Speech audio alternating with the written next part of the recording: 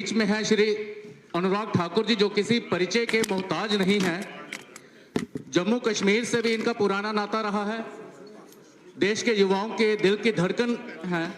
पूर्व में केंद्रीय मंत्री रह चुके हैं, बीसीसीआई के अध्यक्ष रह चुके हैं और भारतीय जनता युवा मोर्चा के राष्ट्रीय अध्यक्ष रह चुके हैं। इनकी लोकप्रियता का अनुमान इस बात से लगाया जा सकता है कि 5वीं बार भी सांसद हैं और पर्सनली स्पीकिंग बहुत डाउन टू अर्थ हैं। अब मैं सीधे तौर पे अनुराग जी से निवेदन करूंगा, सुनील सेठी जी हमारे मुख्य प्रवक्ता। साथियों,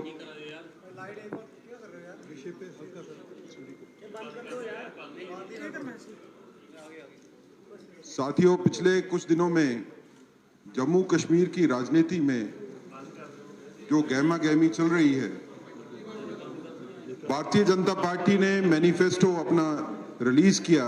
आदरणीय गृह मंत्री जी जम्मू में खुद आए थे और उस मैनिफेस्टो में भारतीय जनता पार्टी ने विस्तृत तौर के ऊपर एक आपको सभी विषयों के ऊपर अपनी राय बता दी कि हम जम्मू कश्मीर को फ्यूचर में कैसे देखते हैं, कि हमने जम्मू कश्मीर के लिए क्या काम किए और हमारी गवर्नमेंट बनने के बाद हम जम्मू कश्मीर के लिए किस विजन के साथ जो है वो जनता में जाएंगे। उसी कड़ी को आगे बढ़ाते हुए और खासकर जो आर्टिकल 370 और 35A को हमने ध्वस्त किया, उसके बाद के जो हालात बने और जिस तरह से शांति की स्थापना जम्मू कश्मीर में व्यापक तौर के ऊपर हुई, इसके ऊपर चर्चा करने के लिए, अपना व्यक्तित्व रखने के लिए मैं रिक्वेस्ट करूंगा आदरणीय भाई अनुराग ठाकुर जी को कि आप मीडिया को एड्रेस करें।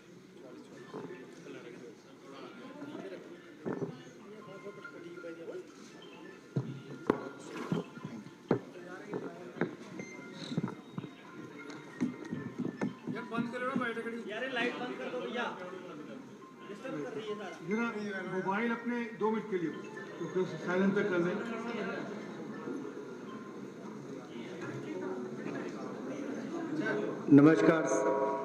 नमस्कार साथियों।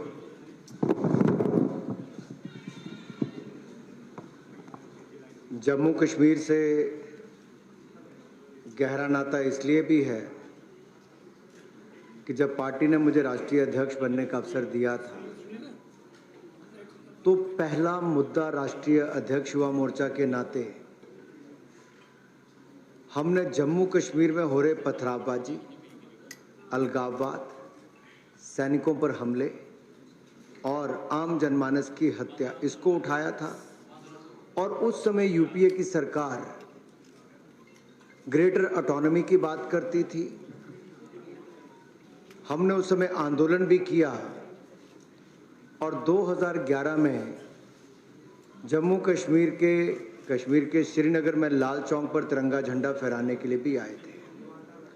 अपने देश के कई राज्यों से यात्रा गुजरी कलकत्ता से कश्मीर की, कहीं तिरंगा झंडा फहराने पे रोक नहीं लगी।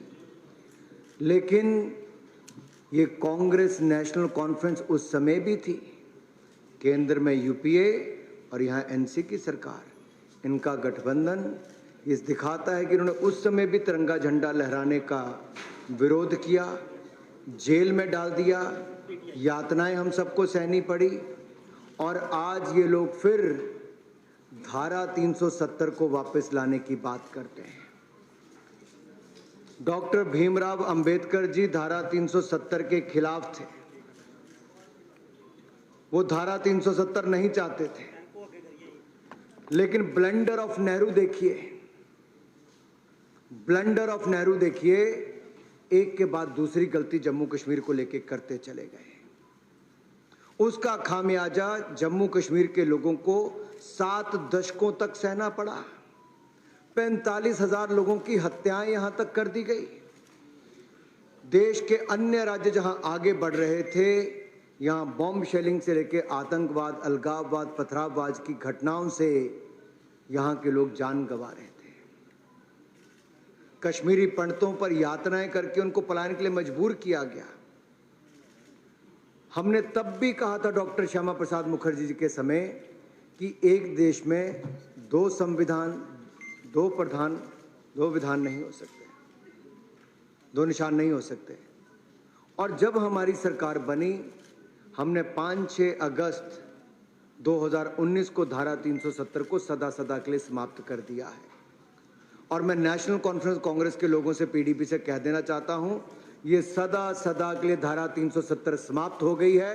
अब कोई इसको वापस नहीं ला सकता है। क्यों वापस लाना चाहते हैं एनसी कांग्रेस और कौन? क्यों लाना चाहते हैं? क्योंकि ये वापस पथराववाद, अलगाववाद, आतंकवाद में जम्मू कश्मीर को झोंकना चाहते हैं। ये चाहते हैं पीएसए को हटाकर नशे बेचने वाले छूट जाएं, आतंकवाद, उपद्रव फैलाने वाले छूट जाएं, पथरावबाजी करने वाले छूट जाएं। अरे ये तो यहां तक पहुंच गए कि जिसने संसद पे हमला किया था, अफजल गुरु, ये उसको छुड़वाने उनकी बात करते हैं। इस देश में कोई उनके ऐसे गुनाह को माफ नहीं कर सकता। सुप्रीम कोर्ट ने भी माफ नहीं किया था।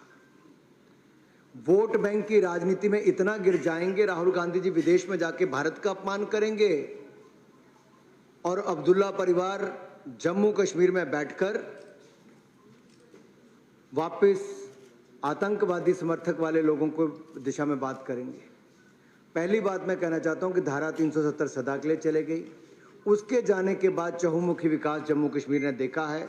IIT, IIM, 2 AIIMS, medical colleges, 7-15 nursing college से लेकर ना जाने हजारों किलोमीटर की सड़कें बना दी, खेल के स्टेडियम्स बना दिए, नई ऊंचाइयों पे पहुंचाया। 25,000 करोड़ का निवेश तो केंद्र का, 78,000 करोड़ का और पाइपलाइन में है। यही नहीं, रिकॉर्ड पर्यटक आज तक के यहाँ पर पिछले वर्ष आए, आगे और बढ़ने वाले हैं।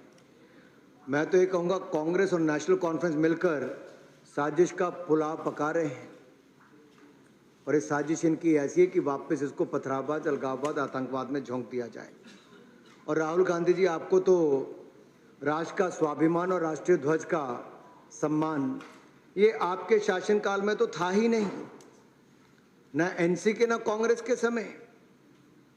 हमने जम्मू कश्मीर को आतंकवाद से उबारा है और हम ही इसको अब संवारेंगे भी। डबल इंजन की सरकार जब बनेगी, केंद्र में भाजपा है, प्रदेश में भाजपा की सरकार बनेगी, तो जम्मू कश्मीर का चहुमुखी विकास होगा। जम्मू कश्मीर से आतंकवाद का अध्याय समाप्त करने के लिए हमने लगातार प्रयास किए हैं। 70%, 70% कमी आई है आतंकवादी हमलों में।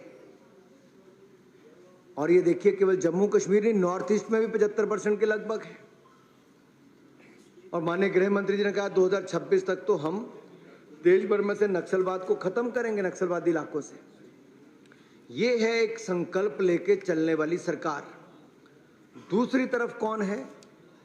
वो राजनीतिक दल जो धर्म जाति के आधार पर देश को बांटना चाहते हैं। जम्मू कश्मीर में भाजपा का मतलब राहत, नेशनल कॉन्फ्रेंस और कांग्रेस का मतलब आफत है। ये दोनों आफत वाली पार्टियां हैं। और मैं एक बात आपसे और कहूं, हम राहत कैसे देने वाले हैं, ये हमारा संकल्प पत्र बताता है। जो 25 हमने उसमें संकल्प लिए हैं, धारा 370 हमने हटा दिया, सदा के लिए हटा रहेगा। महिलाओं को 18,000 रुपये प्रतिवर्ष भारतीय जनता पार्टी की सरकार देगी। 3,000 रुपया हमारे बुजुर्गों को पेंशन मिलेगी। नौजवानों को हम कोचिंग के लिए छात्रों को 10,000 रुपया देंगे। छात्रों को फ्री लैपटॉप देंगे। छात्रों को 3,000 रुपया हम लोग यात्रा का खर्च देंगे। और 5 लाख नौकरियां का प्रावधान सरकारी गैर सरकारी दोनों में हम लोग करके देंगे। आईटी हब हम जम्मू में खोलेंगे ताकि यहां पर भी रोजगार के अवसर उनके लिए हो सके। देखिए, धारा 370 तब हटी जब केंद्र में भाजपा आई। केंद्र में भाजपा आई तो आयुष्मान भारत भी आया, उसका लाभ जम्मू कश्मीर के लोगों को मिला। 5 लाख का इलाज मुफ्त में मिलता था, अब 7 लाख का इलाज मुफ्त में देंगे। अब केंद्र की सरकार हमारी आई तो हमने पीएम किसान सम्मान निधि 6,000 रुपया पीएम किसान में मिलता है, अब 10,000 रुपया पीएम किसान में जो मिलता है 6,000 प्लस 4,000 हमारे राज्य में आके 10,000 पे हम किसानों को देंगे। ये हम लोग दे रहे हैं। जितने रिकॉर्ड घर प्रधानमंत्री आवास योजना में 10 वर्षों में बने, कभी 10 वर्षों में नहीं बन पाए जी। कांग्रेस के 60 साल में मिला के नहीं उतने बने होंगे। ये है विकास जैसे हम आगे बढ़ा रहे हैं। गरीबों के लिए हमने कहा 5 मरला फ्री, हम उनको प्लॉट भी देंगे, जमीन देंगे। और यही नहीं, अगर देखिए सफाई कर्मचारी के रूप में सफाई करने के लिए वाल्मीकि समुदाय को लेकर तो आए थे, उनको अधिकार नहीं दिए। उनके बच्चे पढ़ लिख जाते, डॉक्टर बनते, आईएएस बनते, सरकारी नौकरी में ऊंचे पदों पे आते, नहीं चाहती थी कांग्रेस। हम वो प्रावधान करके दे रहे हैं। गुज्जर बकरवाल को इन्होंने कुछ नहीं दिया। हमने 9 सीटें विधानसभा में, 9 ही है ना सीटें, 9 सीटें पहली बार हमने करके दी।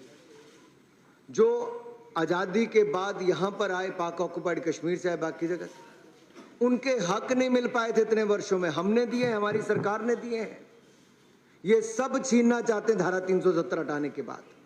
ये चाहते हैं कि उनका रिजर्वेशन भी छिन जाए, उनको जो मान्यता मिली वो भी छिन जाए, उनका वोटिंग का अधिकार भी छिन जाए, गुज्जर बकरवाल की जो 9 सीटें वो भी चली जाए। ये लोग सब जो अपने 75 साल में नहीं कर पाए, अब ये छीनने की मंशा के साथ नेशनल कॉन्फ्रेंस और कांग्रेस पार्टी लगी हुई है। इनका एजेंडा केवल एक है, अफजल गुरु का गुणगान करो या फिर ऐसे काम करो जिससे बाकियों को पीड़ा हो। मुझे एक बात बताइए, क्या इनके पास जम्मू कश्मीर के विकास का कोई रोड मैप नहीं है? इनके पास कोई रोड मैप नहीं है, इसीलिए तो शंकराचार्य जी के मंदिर का नाम भी बदलकर तख्ते सुलेमान करना चाहते हैं। ऐसी कौन सी मजबूरी है, कौन सी मजबूरी है राहुल गांधी जी की और उमर अब्दुल्ला जी की कि शंकराचार्य जी के मंदिर का नाम बदलना पड़ जाए? क्या पीड़ा होती है उनको उनसे? राम मंदिर का विरोध भी करेंगे तो शंकराचार्य जी के मंदिर का विरोध भी करेंगे, तख्ते सुलेमान करने की बात करेंगे। यहां की जनता इसको स्वीकार करने वाली नहीं है। अरे और छोड़िए, हरि पर्वत का नाम भी बदलने की आप बात करते हैं, कोई मारण करने की बात करते हैं। क्या मजबूरी है चुनाव के समय इस तरह की बातें करने की? ये लोग बांटो और राज करो की राजनीति जो आज तक अंग्रेज करते आए थे, कांग्रेस और नेशनल कॉन्फ्रेंस ने उस पर किया है। उमर अब्दुल्ला जी चुनाव लड़ने से भयभीत थे, हार जाएंगे, फिर लगा कहीं एक सीट से लड़ूंगा तो भी हार जाऊंगा। अब 2-2 पे लड़ रहे हैं भाई। अरे भाई, हारने आओगे तो दोनों पे भी हार जाओगे। सवाल ये खड़ा होता है कि आज अफजल गुरु याद क्यों आता है? सवाल ये खड़ा होता है कि आज शंकराचार्य और हरिपर्वत का नाम बदलने का नाम क्यों किया जाता है? सवाल ये होता है कि आज हक वाल्मीकि के, गुज्जर बकरवाल के और हमारे जो पाक ऑक्युपाइड कश्मीर से आए हुए शरणार्थी हैं, उनके हक छीनने की बात क्यों होती है? बात यह है कि यहां के विकास पर अंकुश लगाने का और आफत खड़ी करने की बात ये लोग क्यों करते हैं? पीएसए हटाकर आफत खड़ी नहीं होगी क्या? मैं जम्मू के पत्रकारों से पूछता हूं, क्या आपके यहां पर नशे की समस्या, अगर कोई नशा बांटता है, बेचता है, तो क्या उसको गिरफ्तार नहीं करना चाहिए? कोई उपद्रव मचाते तो उसको गिरफ्तार नहीं करना चाहिए? अरे पीएसए बना ही इसलिए है। तो क्यों यह करना चाहती है कांग्रेस और नेशनल कॉन्फ्रेंस और विपक्षी दल? क्यों जम्मू कश्मीर को फिर आफत खड़ी करना चाहते हैं? ब्लंडर ऑफ नेहरू से भी मुक्ति बड़ी मुश्किल से पाई थी, ब्लंडर ऑफ अब्दुल्लास एंड गांधीस और मंजूर करने के लिए हम तैयार नहीं हैं।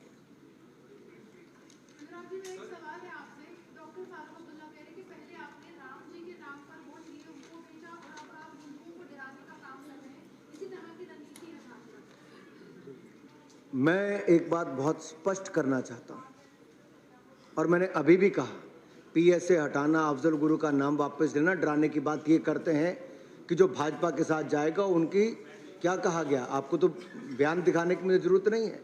ये बोलबानी मंजूर कैसे हो सकती है? कार्रवाई करनी चाहिए ऐसी पार्टी के ऊपर तो इलेक्शन कमीशन को। हिंदुओं की हत्या करने की बात करते हो, डराने धमकाने की बात करते हो। अरे भूलिए मत, ये भारत वो नहीं जो कांग्रेस ने 60 साल तक करके रखा था।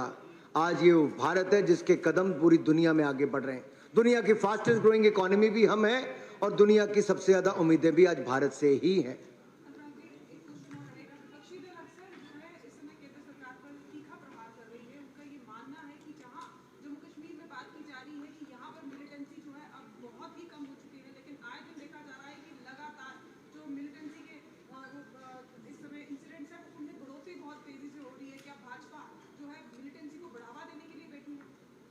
मैं दो बातें बड़ी स्पष्ट करता हूं। आतंकवाद, अलगाववाद के खिलाफ मोदी जी और भारतीय जनता पार्टी की सरकार हम लगातार इस पे काम कर रहे हैं।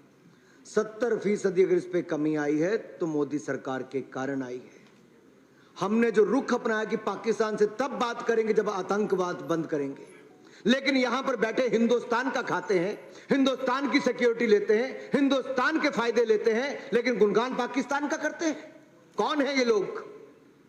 वर्षों तक इन तीन परिवारों की कई पीढ़ियों ने फायदे उठाए, चुनाव जीतने के लिए पाकिस्तान के आगे कटोरा लेके खड़े हो जाते हैं, फरियाद करते हैं, उनका गुणगान करते हैं, आतंकवादियों का समर्थन करते हैं।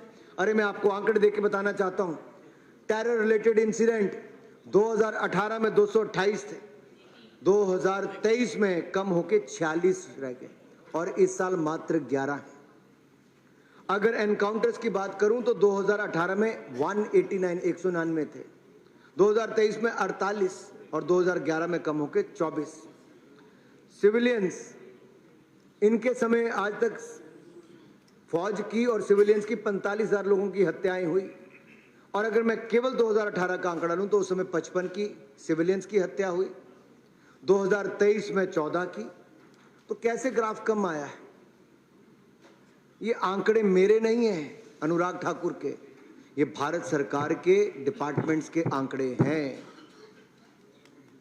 और शहीद भी अगर 2018 में 91 हुए थे तो आज मात्र, मैं मात्र नहीं कह रहा क्योंकि एक शहीद भी अपनी जान पर खेलकर न जाने कितने लोगों की जान बचाता है। लेकिन जब आंकड़े कम हो रहे तो मेरा बताना इसलिए जरूरी बनता है कि 90 से कम होकर, 91 से कम होकर वो इस साल 14 रहे। हमारा प्रयास है कि वो बिल्कुल भी ना हो, आतंकवाद को भी जड़ से मिटाएंगे, हमारे किसी सिक्योरिटी पर्सनल की कोई जान ना जाए, शहादत ना हो, उस दिशा में भी हमारे प्रयास हैं। और जो स्टोन पेल्टिंग थी भाई साहब, कितनी थी? 1328 मामले, 1328 मामले 2018 के, आज शून्य है, 0। ऑर्गेनाइज हड़ताल कितनी थी 2018 में? 52, आज शून्य है। कैसे बदलाव आया? धारा 370 हटने से बदलाव आया, और लोगों का विश्वास जो अटल बिहारी वाजपेयी में था उससे ज्यादा आज नरेंद्र मोदी जी में है। कश्मीरियत, जमहूरियत, इंसानियत की जब मैं बात करते हैं,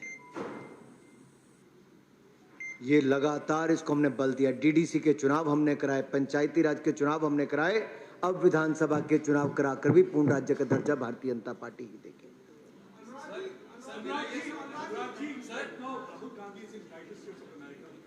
Once again, he's trying to project prime minister analysis in guideline. He said that ever since the election results have been declared, the fear of BJP and prime minister has vanished.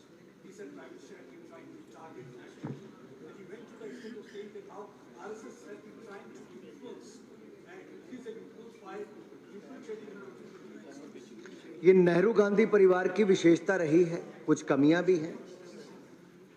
Kashmir की समस्या को लेकर UN में जाना, ये blunder of Nehru था। आज 3 बार लगातार चुनाव हारकर राहुल गांधी जी ब्लंडर पे ब्लंडर करते जा रहे हैं। वो विदेशी ताकतों से हाथ मांगते हैं, सहयोग मांगते हैं, भारत को बदनाम करने का काम करते हैं। काश इतना समय वो भारत की जनता के आगे कोई रोड मैप दिखाते कि कांग्रेस के पास क्या है। उनके पास कुछ नहीं है, खाली है। इसलिए केवल दुनिया में जाके भारत को बदनाम करने का काम करते हैं। लेकिन दुनिया समझ चुकी है कि जो बार बार यहां पिटते हैं, चुनाव हारते हैं, वो वहां जाकर केवल हाथ फैलाते हैं। चाहे चाइना हो, पाकिस्तान हो या यूएस में जाएं, कहीं जाएं, इनकी दाल कहीं कोई गलने वाली नहीं है।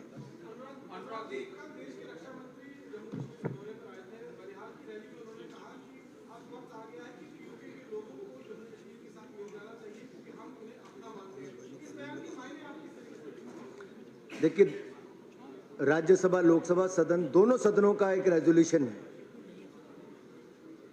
पाक अधिकृत कश्मीर भारत का अभिन्न अंग था, है और रहेगा। केवल जरूरत इतनी है कि वहां के लोग भी अब देख रहे हैं कि धारा 370 हटने से कितना बड़ा बदलाव आया। खुशहाली, अमन, चैन, लोगों के जीवन में जो पथराव फेंकते थे, आज वो लैपटॉप पकड़ने का काम करते हैं। वो रोजगार, स्वरोजगार के अवसर, शॉल बुनने का काम करते हैं। वो टूरिज्म को बढ़ावा देने का काम करते हैं।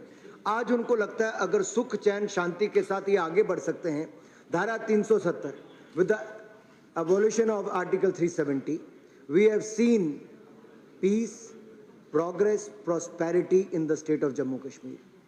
शांति, खुशहाली और विकास हमने यहाँ देखा है, और इसको देखकर जहाँ जम्मू कश्मीर के लोग खुश हैं, वहाँ पर पाक अधिकृत कश्मीर के लोग भी खुश होकर वापस भारत का अभिन्न अंग बनना ही चाहेंगे, और हम चाहेंगे कि उस क्षेत्र का भी भला हो, वहाँ के लोगों का भी भला हो।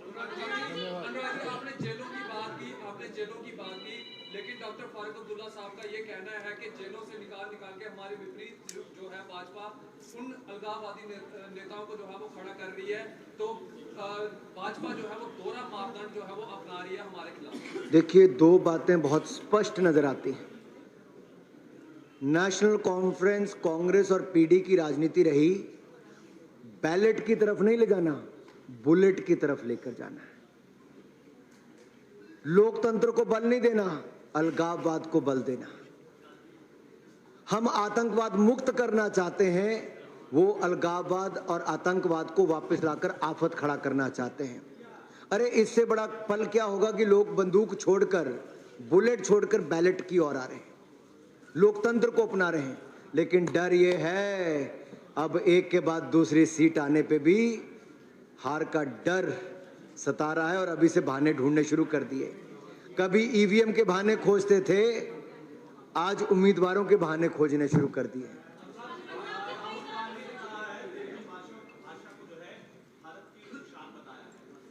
क्या किया है? हमारे लिए सभी भाषाएं, प्रधानमंत्री जी ने एक बार नहीं कई बार कहा है, बंगाली हो, तेलुगु हो, तमिल हो, कन्नड़ हो, मलयालम हो, गुजराती हो, हिंदी हो, पंजाबी हो, बंगाली हो, कश्मीरी हो। अरे भाई, हमने तो जम्मू कश्मीर में दो ही लैंग्वेज थी, कौन सी थी भाई बताओ? उर्दू और अंग्रेजी। यहाँ अब हमने हिंदी हो, डोगरी हो, बाकी सब पार्लियामेंट से लेके यहाँ तक कर दिया। हम बांधते नहीं हैं, हम तो बड़े दिल के साथ राजनीति करने वाले हैं। अटल जी ने कहा था, छोटे मन से कोई बड़ा नहीं होता, टूटे मन से कोई खड़ा नहीं होता। Thank you, thank you.